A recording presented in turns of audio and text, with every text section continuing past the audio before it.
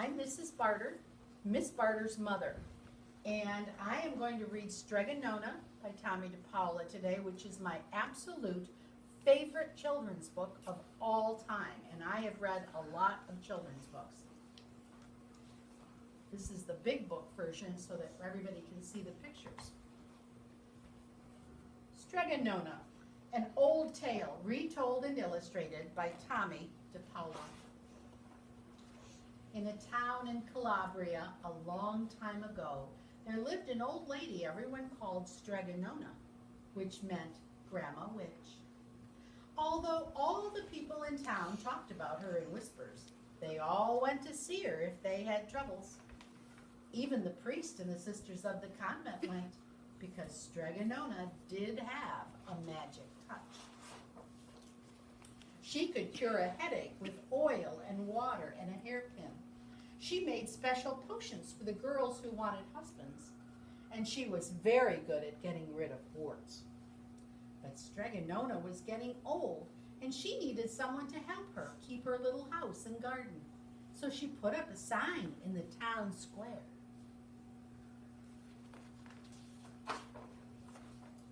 And Big Anthony, who didn't pay attention, went to see her. "Anthony," said Strega Nona, "you must sweep the house and wash the dishes. You must weed the garden and pick the vegetables. You must feed the goat and milk her, and you must fetch the water. For this I will give you 3 coins and a place to sleep and food to eat." "Oh, grazie," said Big Anthony. That means thank you in Italian. "The one thing you must never do," said Strega Nona, "is touch the pasta pot. It is very valuable. I don't let anyone touch it." "Oh, see, yes," said Big Anthony. And so the days went by. Big Anthony did his work, and Strega Nona met with the people who came to see her for headaches and husbands and warts. Big Anthony had a nice bed to sleep in right next to the goat shed, and he had food to eat. But one evening, when Big Anthony was milking the goat, he heard Strega Nona singing. Peeking in the window, he saw Strega Nona standing over the pasta pot. Do you know what pasta is? It's spaghetti. Well, it's the noodles. She sang, "Bubble, bubble, pasta pot, boil me pasta nice and hot. I'm hungry and it's time to sup. Boil enough pasta to fill me up." And the pasta pot bubbled and boiled and was suddenly filled with steaming hot pasta. Then Strega Nona sang, "Enough, enough, pasta pot, I have my pasta nice and hot. So simmer down my pot of clay until I'm hungry another day." "How wonderful," said Big Anthony. "That is a magic pot for sure." And Strega Nona called Big Anthony in for supper. But too bad for Big Anthony, because he didn't see Strega Nona blow 3 kisses to the magic pot.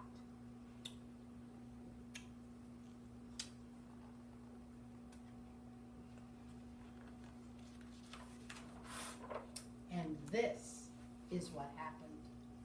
The next day, when Big Anthony went to the town square to fetch the water, he told everyone about the magic pasta pot. And naturally, everyone laughed at him because it sounded so silly. A pot that cooked all by itself? "You better go and confess to the priest, Big Anthony," they said. "Such a lie."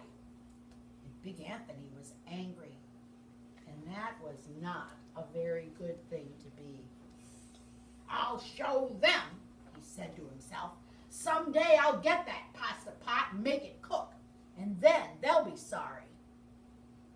Well, that day came sooner than even Big Anthony would have thought, because 2 days later, Strega Nona said to Big Anthony, "Anthony, I must go over the mountain to the next town to see my friend Strega Amelia. Sweep the house and weed the garden.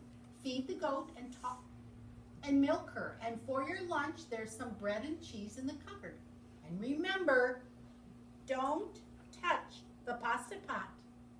Oh, yes, see, Strega Nona, said Big Anthony. But inside, he was thinking, my chance has come. As soon as Strega Nona was out of sight, Big Anthony went inside and pulled the pasta pot off the shelf and put it on the floor. Now, let's see if I can remember the words, said Big Anthony. And Big Anthony sang, bubble, bubble, pasta pot, boil me pasta nice and hot. I'm hungry and it's time to sup. Boil enough pasta to fill me up. And sure enough, the pot bubbled and boiled and began to fill up with pasta. Aha, said Big Anthony, and he ran to the town square. He jumped on the fountain and shouted, everyone get forks and plates and platters and bowls. Pasta for all at Strega Nona's house. Big Anthony has made the magic pasta pot work. Well, of course, everyone laughed, but they ran home to get forks and plates and platters and bowls, and sure enough, when they got to Strega Nona's, the pasta pot was so full, it was beginning to overflow.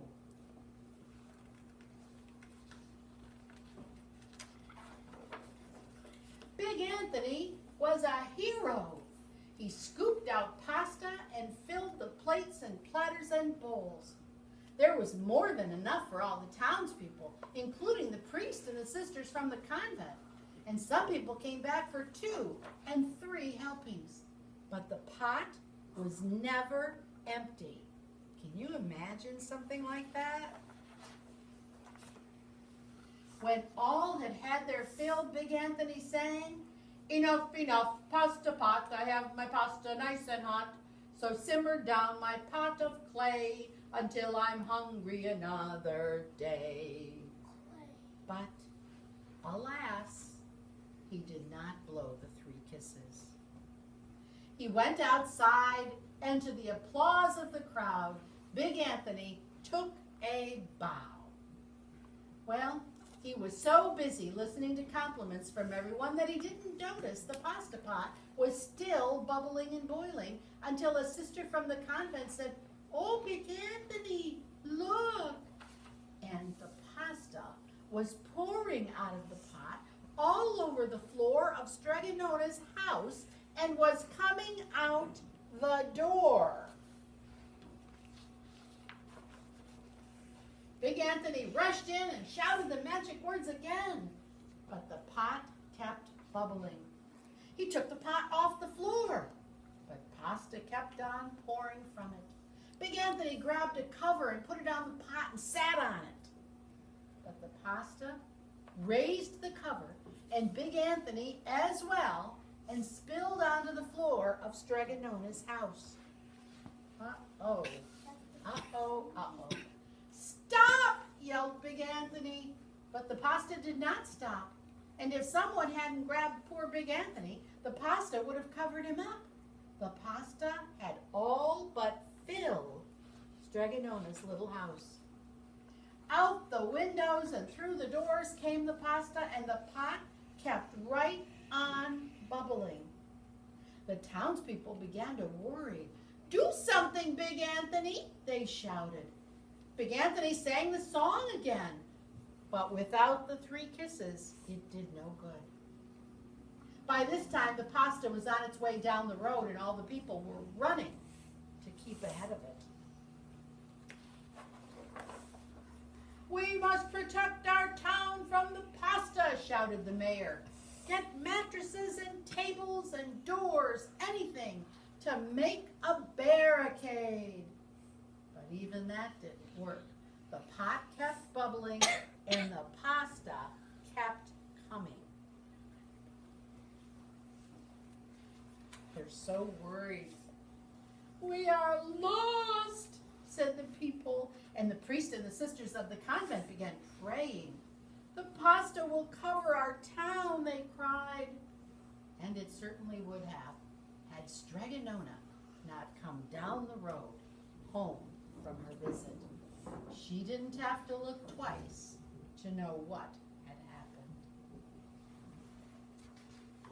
Here she is. She knows. She sang the magic song and blew the 3 kisses. And with a sputter, the pot stopped boiling and the pasta came to a halt. Oh, grazie, grazie, thank you, Strega Nona, the people cried. But then they turned on poor Big Anthony. Put him in jail, the men of the town shouted. Now wait, said Strega Nona. The punishment must fit the crime. And she took a fork from a lady standing nearby and held it out to Big Anthony. All right, Big Anthony, you wanted pasta from my magic pasta pot, Strega Nona said, and I want to sleep in my little bed tonight. So start eating. Oh my golly. And he did. Poor Big Anthony. She thought he needed to eat all of that pasta that the pot had made. And he's doing it. And here he is. All the pasta's gone. He got one little strand of spaghetti. I can eat this. And there's Strega Nona's in her bed. And all is well. Look at, there's a peacock on here. And he has peacocks and he has rabbits in a lot of his pictures. A lot of the pictures he draws for his different books. Isn't that a great story? It's actually a very, very old story. And Tommy DePaula retold it in his own way.